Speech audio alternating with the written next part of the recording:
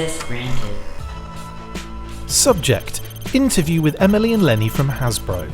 Body: on 4/26/2023, Christopher McLeod, aka Diagnostic 80, was tasked with the mission of interviewing Hasbro's G.I. Joe brand team members Emily Bader and Lenny Panzica about the recent G.I. Joe classified reveals from the last Fanstream and much more. Here's what we could show you from that G14 classified recording.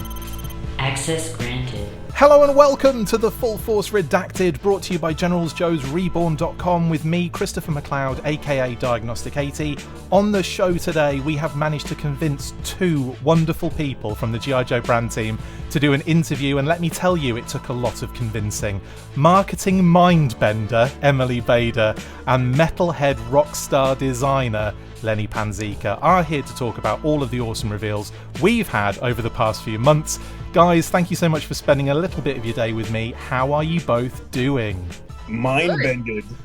That was a great intro. Can we put that on our business cards? It's like, That's yeah, I can do that. Yes. I've done a few of these. I've done a couple of these. Yeah, just a couple. I'm catching on. I'm catching on to it now. That was really good, man. Thank you very much. That was. Thank you very much. I wish it could have been even bigger for you guys, because you are genuinely awesome people. I love you guys both very much. And I love what you guys are doing on the brand as well. It's absolutely fantastic. And thank you so much for jumping on. This is so cool. So, first off, you're going to reveal everything for the next couple of years, right, on the show? Yep, we're just going to... 3-year reveals. We're revealing for 3 years today. I just wanted to see if any of the legal cameras that are watching us flicked on at that point, but they didn't. Oh, no. Yeah, I get carted out. Yeah. Where's Lenny gone? It's just beeping. There's just like now it's been quite a while since I last spoke to both of you, amazing humans. Since then, we've had a number of developments in the classified series specifically. First, we had G.I. Joe Day, where you guys revealed a bunch of new deluxe offerings. Then we had that awesome fan stream where you showed off a brand new batch of name-only reveals, renders, and figures. And then there was that Walmart exclusive surprise during CollectorCon. I also want to discuss a number of other developments that have happened along the way. But first, let's talk G.I. Joe Day and that fan stream, because that was a lot that you guys dropped on us. Was the idea to give the fans a break between the frantic end to last year going into 2023 like a conscious decision? Or was it a case of needing time to kind of catch up with production and stuff? Oh, sorry, I cut you off mid-sentence. That's fine. Yes, it was the first part of that. So I was like, of course. So there was so much going on last year. We had so many pre-orders. And once those kind of started shipping out and people started getting charged for their pre-orders, we wanted to give people kind of a breather, let them enjoy their new figures, let them have their moment, and then wait for a couple of months before launching everything new. And then attack. Yeah, exactly. And then just like shove a bunch more stuff at you. Yep, I will. Yeah. But I think I feel like it worked out well for us. We did G.I. Joe Day in February and dropped. And I think that was really exciting for us to kind of see how that kind of a process would go, because we hadn't done it before. So for those of you who may not have known, we basically dropped a bunch of digital renders via Hasbro Pulse Social and caused a little bit of a stir that day, which was kind of exciting. All day long, yes. Which I think was also really fun, because we love trying new things and seeing how it works. And so thank you for the positive response to that. And I think it's definitely something that we won't rule out doing again in the future. Today, right? Yeah. Oh, yeah. Today, it's 3 years worth of lines, just all done today. All the legal cameras came back on again. Yeah. There's been like a significant ramp up in terms of volume of product per wave as well, and I know that's kind of happened. Like that happened quite a little, much longer time ago than just this last wave. Is that indicative of like the success of the line? Do you think that you guys are able to kind of do this now and kind of put even more figures out there? Yeah, I do. I think it's a little bit of, there's kind of two sides to it. There's the side of, yes, people really love the figures that we're doing and we feel really lucky, and we're kind of getting to ramp up the actual number of items that we're doing each year. But we also had, those supply chain issues with COVID. Right. And so instead of cutting planned figures, what we did was we kind of combined a bunch of different waves of figures, which resulted in having much larger waves, which meant that you got more figures and people were excited about them, but is definitely kind of a noticeable difference than before. But we felt like it was really important that, because we are and I mean, not to pat ourselves on the back or anything, but on a roll, you know, our figures are lovely and everybody on the team is doing such a great job. And we are so honored and humbled that people actually like what we're doing as much as we do, which I know we always say, but every figure is our favorite because every time we make one, we're just so excited. And so to be able to share that is really nice. Awesome. Yeah, we really do handle every figure as if it's our favorite. And because we know it's somebody's favorite, right? And we want to do a good job on everyone. You know, sometimes we get 100% on the test, sometimes we don't. But, you know, we're aiming for that every time. And, you know, it is very flattering to see that the line is doing well and that people like it as well, as much as we do. So to echo what Emily's saying, it's kind of exciting. Could you give us a breakdown of every single figure then, Lenny, that you've released so far and the percentage of where you think you got it? 100, 100, 100. 99.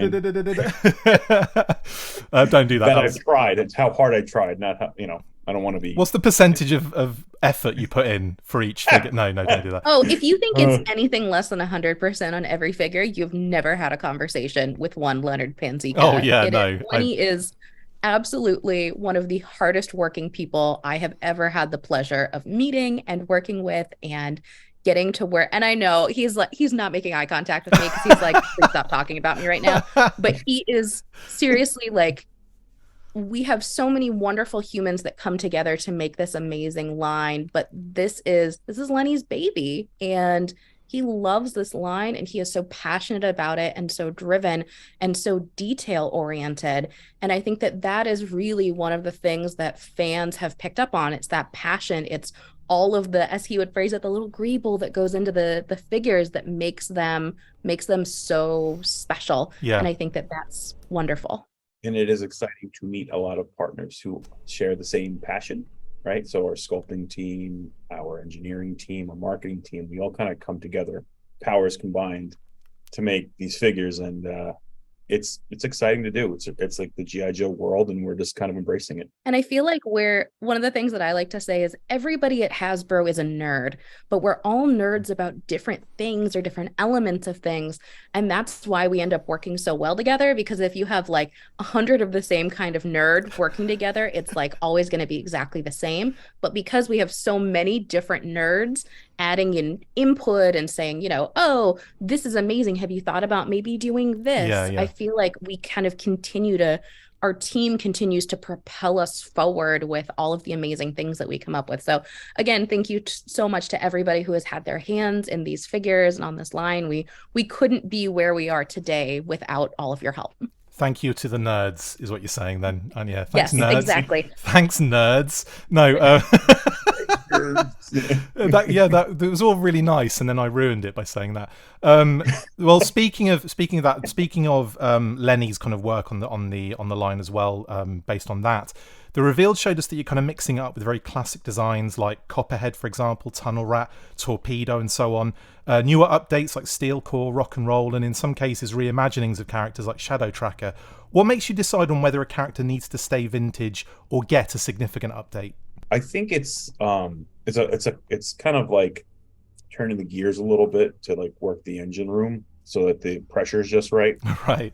I think certain characters like Shipwreck is wonderful. You don't touch Shipwreck. But like on like Tunnel Rat, like we did we show him yet? Yes, you've shown right. Tunnel Rat, yeah. we didn't give him, which is to say we've been working on a lot of figures lately, and sometimes we forget what we've shown you because we just get really That's excited. What I'm banking on, because I'm just going to be like, you've shown that one, guys. Yeah, exactly. So on Tunnel Rat, we removed the bell bottoms. We gave him knee pads because of what he does, and then we gave him more pouches, which I believe the pouches. I was inspired by Renegades because he had some cool pouches. Yes, on him. I actually really liked the suspenders, and I did think about maybe giving him the suspenders on that, but I felt that this turning the gauges. Yeah. We needed a classic Tunnel Rat to start, and it kind of goes down the line, like in the Range Vipers. Ooh. The Range Viper design had kind of like that insinuated bandolier and that wrapped around him. Kind of didn't make sense. I started off drawing it to see if it would make sense, and it didn't. And then it dawned on me, I was like, just make the most mil-spec looking, like tough looking Range Viper or like troopers you can do with all pouches and stuff like that. That's where the inspiration came for that. So a lot of it is like kind of like, you know, pulling the gauges, moving things around, seeing what works, doing some drawings, and if the drawing looks like it's not going to work at 6-inch, we'll make an adjustment. Sure. With that Range Viper secondary, was there any thought to maybe like future proofing it with like, you know, thinking about the future and where it could be utilized again? Is there any thought going into that at that stage, Lenny? Oh yeah, of course, right. So it's like making a mil-spec vest like that. I could probably use that later on other characters, which is really cool with some deco. And actually, let's look at them. Oh, look I at keep that! him by my side. But like his shells are secondary parts. Of Fantastic. course, the bandolier comes off. He actually has a hole in the back for the tube. Yeah. The old school that went into the back because he needed a neuro link. Yes. To his PSI canister for some reason. But we put all sorts of like gizmos and buttons on the back of the backpack to kind of insinuate like he's making calculations while on the range. Fantastic.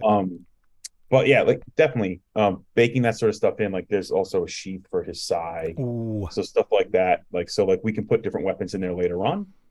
Things like that to kind of play mix and match and kind of play dress up essentially with doing a redeco or doing a what I call Frankenstein builds where like I'll make a couple of new parts and then use some existing parts and then use some deco, then we mix and match some of the secondaries on the parts to try to make them look refreshed. Because the goal is always to make the most refreshed character you can do. So just tell us which characters you've got planned then in the future. No, still not working? Okay, fine. Fine.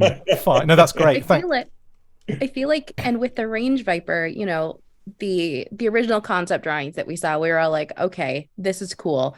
And then every step of development along the way, we just increasingly went, oh my God, this is like really cool. Like this is seriously cool. And then when our amazing photographer, Matt, did the pictures of the diorama pictures, oh my gosh, like Matt has been slaying it on the G.I. Joe pictures lately. Like they are beautiful. And I think that because that was the one, I'm on a lot of brands now. That was the one that went up at Walmart Con last month, right? Yeah, correct. And so I think that the response from Walmart Con was kind of humbling because we've known we've thought for so long that something is cool, but sometimes when we think something is cool, it doesn't always translate to like the rest of the world. Yeah, so like to see everybody go overshadowing our judgment. But in that case, it kind of coincided. It was just really cool. Oh, yeah, that was a great response, I think. And also, we'll get to it in a second. But I should have even more like happiness towards this particular reveal because of the Big Ben connection as well. We'll get to that in a moment, though. But kind of in keeping with this whole vibe as well, I want to kind of talk about Shadow Tracker as well because that reveal. Again, kind of like you don't want to stay in one era, and that's something that I've really enjoyed so far. You know, Kamakura and characters like that, and Helix that you've revealed, excuse me, as a name-only character. So the fact that you're not staying in one era is something that I really, you know, very very happy to see that.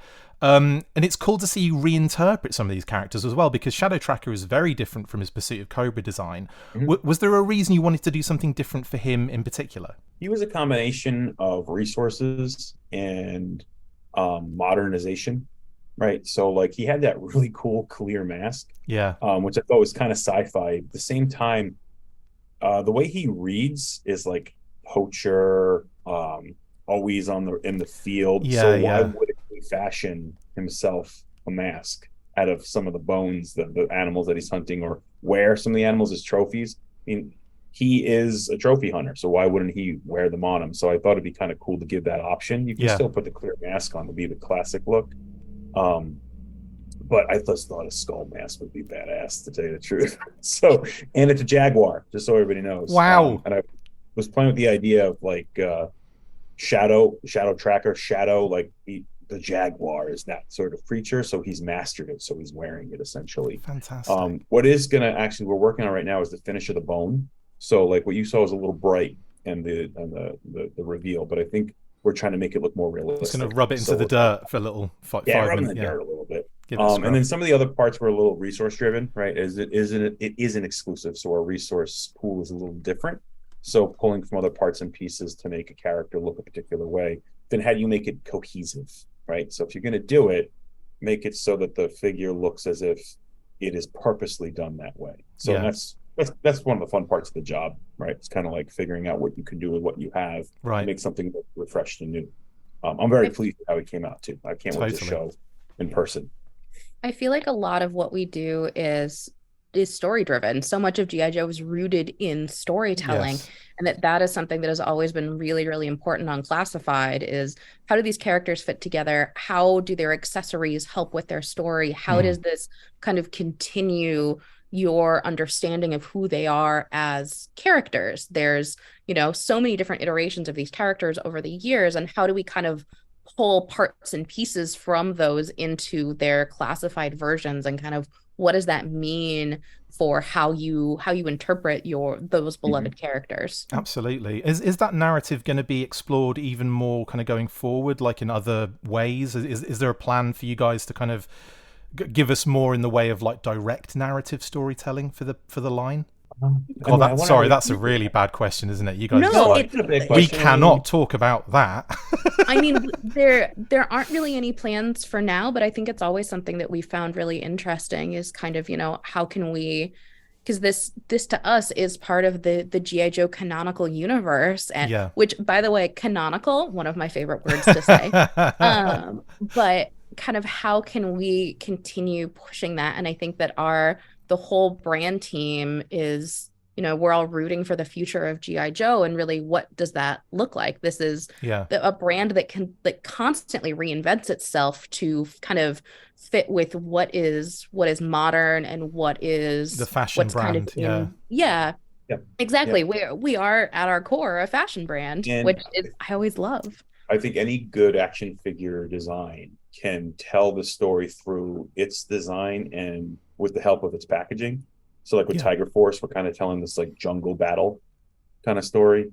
Even with Cobra Island, we were telling this like garrison kind of story where they're garrisoning up, Cobra's coming, everybody look out, and then Joe's going to kind of stop them, or at least get an understanding of how bad it's going to be. And I think with the Night Force stuff, you'll see once the packaging art starts coming out, we're kind of trying to tell a story with like the backgrounds and all that. We're trying to utilize the real estate of the packaging to help tell that narrative, which when they started showing this stuff was super exciting. And it was super fun to kind of like talk with them and be like, so what were you thinking here? I'm like, when we started getting into it, I don't want to talk about it now because I want everybody to put the pieces together. Sure. But like, it was fun to brainstorm with them and come up with like, how are we going to portray what these characters are doing without really comic book stills or words, really just one cover art. Sure. And then let your imagination run. Coming back to the Fanstream and stuff, Scrap Iron's drone is a nice bit of equipment. I have to kind of bring this up because it's just so ridiculous and magnificent. What made you decide to change that up and make it gigantic? It is gigantic. Hold on, let me get it. Oh, he's gonna drive it in. It's big. Impressively large, and I think that's part of the fun of GI Joe storytelling for us is, what at the core, these are fun figures, and they are all even a tiny bit ridiculous, and I think that this just kind of leans into that. Absolutely. So, I mean, the original had the legs on it, which was kind of cool, like that tripod thing. Yes. But I thought you meant Scrap Iron for a second. I'm like, yeah, he had legs. I'm pretty sure he did. yeah, he had legs too. Yeah. But I try to show them together. Oh, that's amazing. Yeah. Kind of like scale. I actually bugged out when I first saw the gray model. You get a model that kind of shows scale and stuff as we work through details. Like, oh no, do we make it too big? Can we afford this? You asked that question after the fact. I love it. Can we afford this, guys? No, it's during the process. Right? Oh, okay, good. During our long, drawn out process. So, it worked out. Everything worked out because of the way it's built and stuff like that. We found particular workarounds. Sure. But it's very big, as you can see. It's the size of like my meat paw, right? It's pretty close to it in size. But I thought that the tripod was cool, but like it can't go anywhere. Right. He has to like set it up, and I feel like it takes him out of the battle a little bit. Yeah. So putting the treads on, I was kind of inspired by a lot of the like DARPA research stuff. Yeah. Like all like kind of like the tank research or like the robotics. And I feel like a robot drone would probably have some sort of tank tread and it would be kind of articulated. Yeah.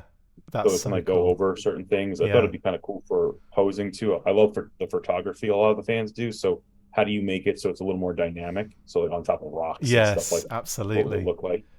We tried to add like, headlamps and stuff like that, details like that, like something like this would probably have. I don't think we got a lot of these details in the Oh in no, the shop. yeah, I was going to say anything I've The seen. Cobra logo. Yeah, This is like a vent detail with like lights built into it. working lights is as a well, which is vector. amazing. I can't believe you got electronics in there too. I'm just kidding. I know Could that you isn't the case. I don't have the blast effects with me now. I just cleaned my shelves. I actually had to take a bunch of stuff down. But inside you can see there's the 5mm ports. Yes. So you can put blast effects in there and have the rockets going at different degrees, if you would. Amazing. So I just, long story short, I felt that the tripod was cool, but this took him out of the battle. So we needed something that was a little more mobile and could tell a little bit more of a dynamic story. It's amazing, and I love all the blast effects. Look really cool and like dynamic and ridiculous as well. Like it's just next level. You kind of really pumped like everything into Scrap Eye and his drone and everything. It's phenomenal. He was fun to work on. I loved the scarification on him was super fun to do. Because he's a perfectionist. When you guys, when you guys say like you've had to kind of like you work around a budget and you kind of like make sure costing this and costing that. I can't see where you've taken anything out of the budget, honestly, in some of the last reveals. It's like you've got all these like multi-packs with loads of accessories and stuff, and then even the figures in the wave are stacked, like torpedoes dripping in equipment. Like it's insane. Like I don't know where you're cutting back is where we I'm really what I'm can't getting talk to it, but it is a manipulation of what our tools are and how can we use them in a way where we can utilize them to their fullest. Right. And when I say tool, I don't mean the actual mold. I mean like tools of the trade. Sure. And sometimes it works out, sometimes it doesn't. Sometimes we reach too far and they're like, oh no, we have to go back to the drawing board, which happens a lot. Sorry, rest of the team. This is Lenny's public apology. Yeah, I mean, we're trying to innovate, right? Trying to innovate in the action figure space. And I think G.I. Joe is the brand you could do it because that sci-fi paramilitary allows for that because it's all about gear. It's about gear and armoring up and going into action or a mission. So we're taking the opportunity to try to recreate those situations. So we're pushing it. And in doing that, we're finding some methods, if you will, to get what we can get when we can get it. And then in some cases we can't. So it's been a learning experience. I mean, I've been doing toys for going on 17 years, 16 years, I think. But I'm learning a lot on this brand, which is super exciting. That's why I love it so much. How are you not a Jedi Master already? In that, surely very far from it. Those are the Boudreaux of the world. Yeah. Like, inspired by them, So, it's just exciting to kind of go on this adventure and find all this stuff out, what we can do, what we can't, how we can, how to figure it out, and then be told no 10 times. And stay okay. But I think it's that always kind of continuing to push and see what we can do that absolutely, yeah. is so nice, and something that we will continue to kind of push and see how far we can push the limits, and whether we're being told no by somebody internally or whether fans say really took it too far on this one, can you bring it back a couple notches. But I think that listening and always taking in feedback and we hear what you have to say. We follow along with what kind of the narrative is when people are getting figures in hand or when we're revealing things, and really wanting to make sure that we kind of have a for some reason I want to say a foot on the pulse of, but that does not seem like the right way to phrase that line. Foot on the neck of the what? Okay, you use your own whatever, but that we're it's a gauge on the metaphors. pulse. Yeah, something like that. But that we're having Chris cry. That's a great day. Amazing. That we are listening, and we really want to make sure that people feel heard and that we are being responsive to kind of thoughts. And even though sometimes it will take us a while for you to maybe see any of those changes, we are listening. And be constructive, guys, as well, please. Not nasty, just constructive. Correct? You prefer that, right, guys? I prefer constructive. You don't. Yeah, you prefer someone being, polite and kind, and then offering their point of view. We are people too. Exactly. And I think that's something that is so hard to to remember sometimes when you are Shut up, on the Emily. internet, because it's it's an anonymous, for the Yeah. most part, you can be totally anonymous, Yeah. and it can be really hard to for some people to remember that the words that they choose have impact and have, make the people on the other end have feelings, whether you intended that or not. Yeah. But so remember to be nice to people. I have a YouTube channel. I fully understand what you're saying there. 100%. I'm not going to get into it too much because I will start crying myself. Yeah. Oh, this is an interesting one. Okay. Sorry, I just remembered I have other questions for you. During the fan stream as well, lots of people noticed, but it didn't seem to be brought up. There was a packaging change going on, and my goodness, it looks phenomenal. So really excited for how the packaging was was anyway. Really excited though when I saw this new packaging, and I thought, wow, that's new formulaic idea, but again there's a lot of very unique aspects to each one, and you got the little homages thrown in there as well. I mean, can you tell us a little bit more about the packaging? I mean, what made you to decide going in this direction? Yeah, I think that so when the announcement was made that we were switching to plastic-free packaging, I think that there was an adjustment. Sorry? That's my next question actually as well. Yep. And so I think that there was a learning period, and we were all trying to figure out, okay, what does that mean for our packaging? And G.I. Joe went in a different direction than a lot of the other brands did. So both Dungeons & Dragons and G.I. Joe did full artwork on the cover. And what some of the feedback that we were getting from people is that if you were not already aware of what was in those packages, it's hard to tell what's inside of them. The artwork is beautiful. We have loved getting to work with all of these different artists and having all of these amazing different interpretations of our figures. But if you can't actually see the figure next to it in a meaningfully large way next to the artwork, it can be a little bit difficult to tell what is actually in there. And so this is kind of a course correction step of trying to make it easier for people to tell what they're getting in the box. Sure. So we were also really excited when there was kind of an opportunity to try something new. And then the announcement came that we are shifting back to windowed packages. So we're all learning together. We are constantly learning and reinventing and trying to figure out what's next. So we're still in the ideation phases of kind of what that means for classified packaging. I was going to say, yeah. We are trying to keep as much of the new line look as possible as we move back to Windows, but understanding how important it is for collectors to actually be able to see the figures that you're getting. So I think that, we're always learning here. No one's ever too old to learn. So thank you for kind of bearing with us as we're continuing on this evolution of what we are doing. I was just to note that. Yes, go for it. Sorry. Oh, no. So the G.I. Joe should be transitioning back to plastic packaging in spring of next year or so. So note that means that like the figures that come with the Hiss tank, those will all still be closed box figures. Figures through the rest of the year will all be closed box as well.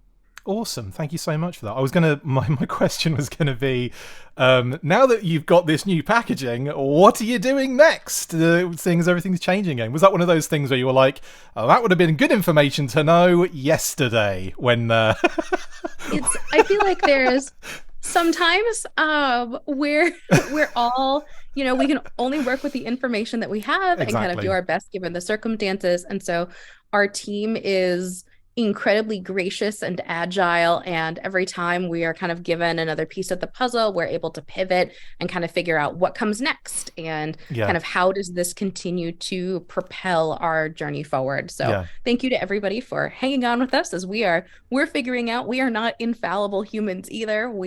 No human is infallible. We are just trying to do our best one step at a time. Amazing. And that with is like a lot of eyes on us. So no pressure to us. Yeah, no pressure. No pressure. We just want you to change the packaging for the ninth time this week, if that's cool, guys. Just give us a different package this time. No, have you got I'm sure this, like you said, I think this is in the ideation phase at the moment. Have you, is that one of those things that is a priority at this moment in time? Or have you got so much work on that's kind of like, we'll deal with that a little bit later? Or is that something that you have to start thinking about based on the figures you've got coming? I think the teams who directly create it is their top priority. Okay. I see. For me and product design. I kind of outside looking in, giving my suggestions as a toy collector. So for me, it's like, you guys are going to get it. They're good. They're some of the best in the business, right? So I kind of like watch and give my suggestions. But from what I can tell, it is top priority to figure out what's going to be happening. I was kind of considering if you guys were you going to.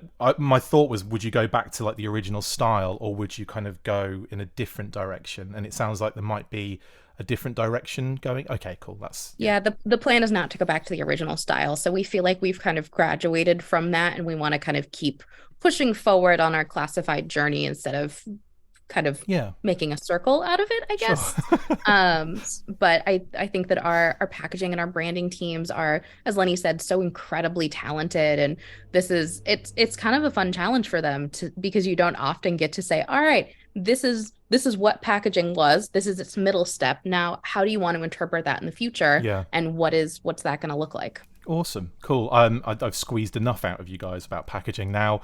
Let's move on quickly. Now, some eagle-eyed fans spotted a cheeky possible reveal in one of Snowjob's product images. This is me being really cheeky now. Can you reveal to the world today that an Arctic bat is coming? What if it was just it was included in the background image and it doesn't actually exist? What if Matt just drew one and magically? No, we can confirm. Arctic bats are coming. People are.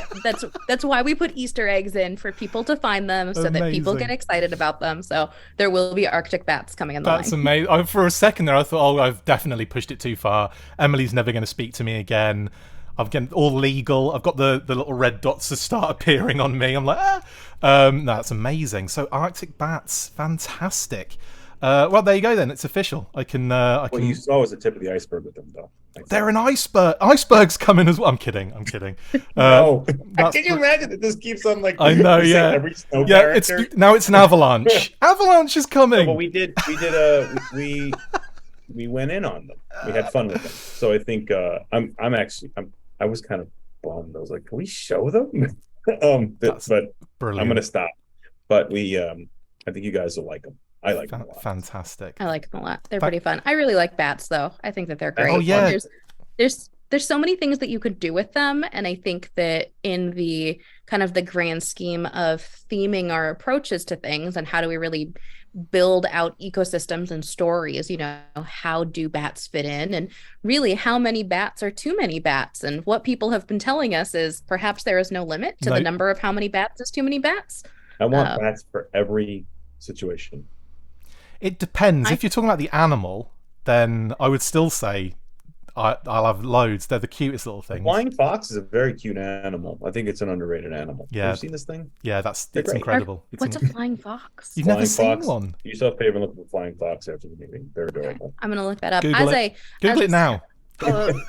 As a non sequitur about actual bats, fun fact: somebody in this virtual room right now, can catch a bat out of midair in a Rubbermaid box, like in a tote box. That's awesome. Oh, I've done that 6 times. Wow, that's mind-bendingly awesome. That is mind-bendingly awesome. Do you live in a cave by chance?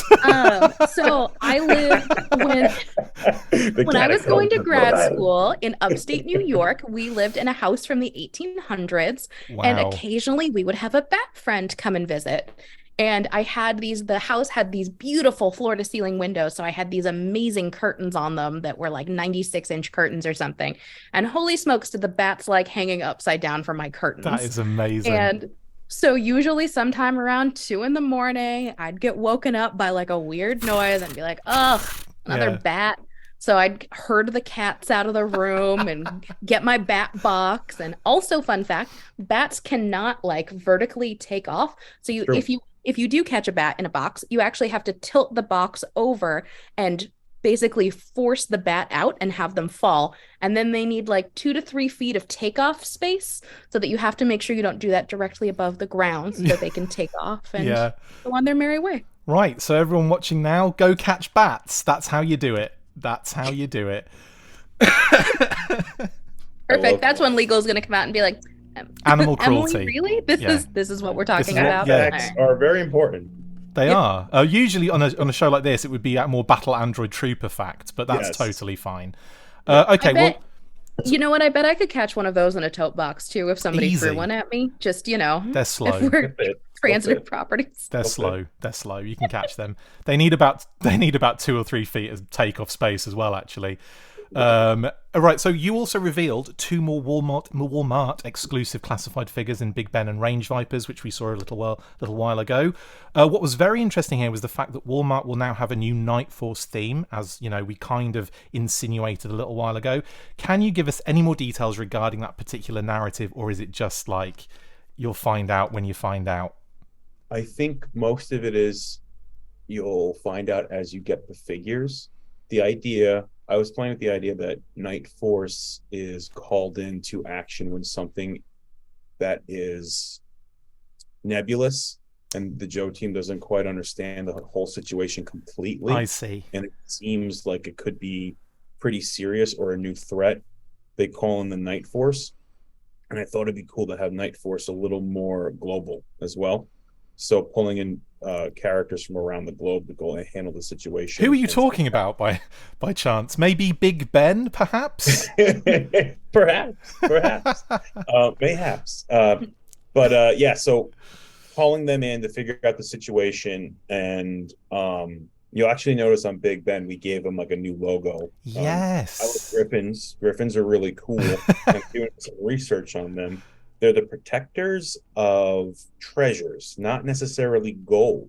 So it could be the treasures of a loved one. It could be the treasures of a city. It could be the treasures of a castle. But it's something that is of value, but not necessarily monetary value. Right. So the idea was, I was like, let me put Griffin on Big Ben as if he's like the protector of kind of like he's the barrier between this unknown and the rest of the world, along with Night Force. Not every figure will have that logo on them. Oh, okay. Redundant on every figure, but also the Griffin's holding like a flame. Like yeah. Like a flame of a guiding light kind of thing. So we got a little creative. But yeah, so kind of playing up that idea with Night Force, like what bumps in the night, Night Force will find out. Awesome. That was really cheesy, but that's where our brains were at. That's fantastic. But I feel like if you don't embrace the cheesiness of G.I. Joe, then what are you doing here? Like, 100%. If you're here because you're like, this is a very serious brand, serious people. Like, have you ever seen anything we've done for the last, X number of years? Have you? Do you even know G.I. Joe at that point? Yeah. No, it is. Yeah, it's the most bonkers property pretty much ever created, I think. I feel like we could just have like a Cobra Mayan mech suit. I can't remember what miniseries. We remember the Cobra mech suit. Yeah. Thing, the blue and red, and it fought an Incan or Mayan golem. That's just an average Tuesday. What are you talking about? Yeah, that's incredible. That just happens. That happens all the time. Yeah. I mean, if we're talking crazy storylines in the cartoon, for example, Worlds Without End is incredible, where they go through another portal into a different dimension. Yes. That kind of thing. Fighting gods in and the primordial plot, which is about dinosaurs. The Egyptian God episode. That one's crazy. Primordial plot's my favorite because it is effectively what Michael Crichton used to then make Jurassic Park, because it is literally Jurassic Park before Jurassic Park was even conceived. It's incredible. G.I. Joe led it all, man. I know. It's the leaders. It is, and that is truly the most magical kind of a property that you can work on, because this is really a pretty much anything goes. Yep. And we can come up with a convincing story reason why this is happening. Really there's so many different avenues to explore and so many different things to focus on that it really is quite magical. We definitely not gonna handle it like, we can do anything, but it's but you can pull inspiration from a lot of different places. Sure. And that's one of the reasons why I love the brand so much too. Yeah. And it has done that through the years and through its iterations. Like it's like from serial novels, from comic books, from cartoons. Like you can see the influence. Oh goodness me, yeah. So I'm getting the idea with Night Force. There's a dark conspiratorial kind of theme going through this. There's almost like a very like eerie, scary kind of vibe, and the range vipers definitely fit that to a T. Mm-hmm. They look terrifying. So are you leaning into that with the Cobra team, I guess, because obviously there isn't a Cobra Night Force technically. So with the Cobras, I guess it's just the scarier the better. Yeah, I think it's like the Cobra troops that have been assigned to that mission would kind of like fit the bill of like the Night Force Joes have to go into action. Yeah. Basically. Cool. Well, that's all. I can't wait to see those two figures. Can't wait to see the back of the package now as well. Can't wait to start putting this narrative together myself because you won't blimmin' tell us. I'm just kidding. But I'm really looking forward to this. Obviously, Big Ben is a huge kind of connective tissue to me in some sense. Obviously, it was an American figure in '91, but it was definitely one I was aware of. But yeah, just so cool that you guys are doing those kind of characters and characters that are, have that kind of global kind of connectivity. I really enjoy the fact that you're doing that. Tiger Force Outback, for goodness sake. Yeah. For goodness sake, guys, that was I just quit at that point. I was like, well, I'm done. It's never getting better than this, is it? Well, what was fun about him too is like he can be old man Outback. Yeah. I always forget his name. Selkirk. Old man Selkirk is what his right. Yeah. So it's like you can, depending on how you imagine your line to look and how you kind of like tally it in your mind, it could be either or, which I thought was pretty cool. And I love the idea of like an old man or old woman version of a character, because it's like especially in a mil-spec sci-fi line, like a shoot to the future type thing. Yeah, it's like how have they weathered through this experience that they're going through. And I think that's kind of the cool thing about Joe in general. It's like they're weathered is probably the wrong word, but they're experienced characters and lived in a way. And that's what like beginning and working all the details and the gear. It's what's so fun about telling the story through the character. It's like, what's their experience been? Yeah. In the case of Outback, he got old. And any time that you get to ask Tony to, can you please make the arm hair on this figure match? And I've never seen Tony's eyes light up quite as nicely as when he gets to talk about all of the arm hair or the chest hair on figures. Tony and I had like a 5-minute conversation on that arm hair. Yeah, we talked about the texture. Like, should it be long? Should it be short? I'm like, I'm partial to long. That's brilliant. But that was the details. I mean, it makes a character, right? Like, we need to get it's uniqueness to each figure. Should get Tony on the show as well at some point and have a chat with him about some 100%. Of this stuff. Yeah, that'd be great. Actually, yeah, we'll definitely do that. For anyone listening, can you just hook that up for tomorrow? Brilliant, thanks. Just joking. Right. One more thing about Night Force, and I know you can't go into details, but I was wondering if you guys were planning to incorporate some of the more classic Night Force characters from the original Night Force team into the line in the future. Is that something you can actually discuss in any way, shape, or form? We cannot comment on future character releases, so she's that direction of my. That's totally fine. Sorry. I just thought I'd ask anyway. That's my role. Lenny gets to be the fun one. I get to be the as I've been phrasing it, the junior dream crusher. We have a guy who works for us who refers to him or works with us that refers to himself as the dream crusher. So I am now junior dream crusher. I'm really excited. Vice dream crusher. Dream Crusher would be an awesome character. Oh, that'd be amazing. Actually, yeah, that's really cool. Can we Crusher. Can we get that in? Do you want me to cut that out so you can keep the name? That's brilliant. It's ridiculous. Dream Crusher. What would what accessories would Dream Crusher come with? I'm imagining. The Dream Catchers, maybe. Mm-hmm. But like giant one on a stick with a grenade in it. It's an anime character. Dream Crusher anime. Hardcore. A pillow. I'm imagining maybe a giant sledgehammer, like one that's as big as the character is, kind of a vibe, like that kind of an anime character. Hell yeah. Mm-hmm. Hell yeah. Mm-hmm. This is beautiful. Not only would it crush your dreams, but it would also crush where the dreams are created in your head. Yeah, it's 2-packed with Ice Cream Soldier.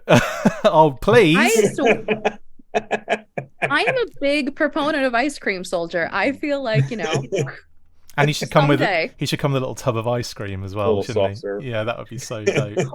Or a sundae bar of accessories for him so that you can mix and match your own like tiny ice creams for your figures to hold. There's no way this is a bad idea. Yeah, it's great. It's great. Finally, I've got a few questions, by the way, that listeners and viewers have kind of sent in over the past few weeks, and kind of, a lot of the comments that we've seen, that have kind of given us an idea as to kind of what to ask you guys. Now, they're not all positive. I apologise in advance, but we did have quite a few people asking about distribution in the UK. A number of customers are still waiting on like Serpentor, Dr. Mindbender, and they've even had recent emails pushing them even further into the year. The theme of the question is, can they expect this to improve going forward with other exclusives effectively? Yeah, so Serpentor and Mindbender were kind of rare cases for us. So they were convention exclusive items that we did a limited quantity run on, and ultimately were so wildly successful that we opened them up for another order.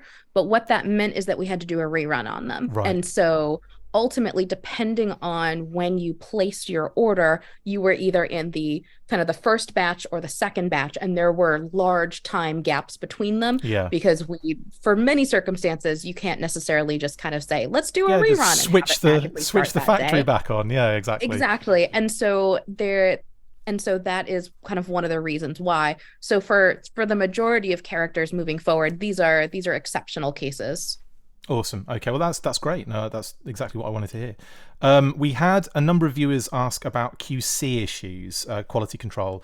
They've been seeing with some of the more recent figures. Are you aware of those issues, and are there plans to address them going forward? We are aware. Okay. Of some of the issues, and we are addressing them actively. And I know it's not just like G.I. Joe specifically. I know it kind of affects more than one line, and but I just wanted to kind of give you guys an opportunity to kind of like. Yeah, it's trade secret, so we can't really talk too much about it. Of course. There's I think it's just like with the ebb and flow of like the way production's been for the past 3 years. It's like now there's these problems that we have to figure out, and because we were through that hurdle, now this new hurdle has happened. So we're trying to fix it, and we are actively, and I'm trying to say it the most I know what you mean, yeah, legal way I can say, actively and frustratingly dealing with it as well. Absolutely, totally cool. Yeah. I didn't want it to. I didn't want to not ask that question, because if I didn't, I would get pelters in the comments. So I just wanted to avoid that. Yeah, and it's something I would say that like when you guys notice something, we notice it too, and it drives us crazy. Yeah. So cool. It's not driving us crazy that you notice it. It's driving us crazy that it had to happen. Absolutely. No, totally. That's cool. And the last thing I wanted to ask you guys again, and I don't know if you can talk on this or not at the moment, but what are the plans for the O-ring line, or are we still in a position where we're kind of waiting to, hear like an official kind of situation on it? No comments on that at the time. Okay. We're still kind of waiting to understand what was happening with that line. Okay, cool. Okay, well that got all that out of the way. Let's talk about fun things again. No, I'm kidding, guys. Thank you. Those are great questions. They're just it's just difficult, the ones that isn't you have it? to like think, because you're like, I work for a company and I have to answer this properly and respectfully. You know what I mean? Absolutely. Yeah. And also, it's not one of those things I should have asked them at the beginning, shouldn't I? Should have been right at the beginning and just been like, right, guys, what's going on there? What's going on here? And what's going on here? And then just after, just been all fun and parties the whole time. Well, it has been a fun old party from my point of view. I've really enjoyed speaking to you guys yet again, and I love having you on the show. I wish we could do this every day. I know that would be rough. Not just on editing, but what figures did you get done today? Nothing. How interesting! This could just be a meeting, an ongoing meeting that I edit every week. That works, doesn't it? I think that works. Thank you. It's a YouTube loop. Yeah, just forever. We're stuck in it. Guys, thank you so much for coming on and speaking to me about all this. I really do appreciate you so much, and I love you guys to death. So, bit harsh, but I do. And thank you so much for a great job that you're doing. Thanks for the great job you're doing on the line so far, and of course for all the fun reveals you told us about today. Thank you so much, guys. Yeah, thank you for having us on. It was lovely to chat with you, and always nice to talk figures and amongst fellow nerds. Nerds! Nerds! That brings us to the end of the interview. Emily, Lenny, thank you so much for coming on and speaking to me about all the great reveals over the past few months. I've said it before, but I just love this line, and I do hope we have even more to come over the years. I hope you've had a good time. We need to get you back on, really, more often, if you're interested in doing so, of course. For sure. That'd be great. Awesome. Right, I'll work it out with I'll have my people speak to your people, or in my case, Perfect. I'll have me speak to your people. That's it for this installment of the Full Force Redacted. Thank you to my wonderful guests Emily Bader and Lenny Panzica. See you next time. And as always, guys, after 3, you know what to do. I hope you know what to do. You just shout Full Force at the end.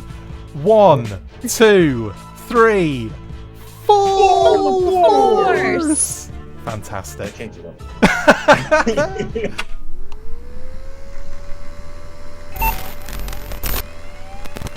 Access granted. Make sure you get involved with the discussion by liking, sharing and commenting on these videos, and as always you can keep up with the show after listening by following on Twitter @TheFullForce, liking the Facebook page facebook.com/TheFullForce, and if you would like to contact the show you can message us on either of those platforms with feedback and questions. We also have a Patreon page, so if you want to show your support for the show, see your name up in lights on these videos, or enjoy exclusive bonus content, then check out patreon.com/TheFullForce podcast, or click on the link on any of the posts this podcast appears in. Full Force!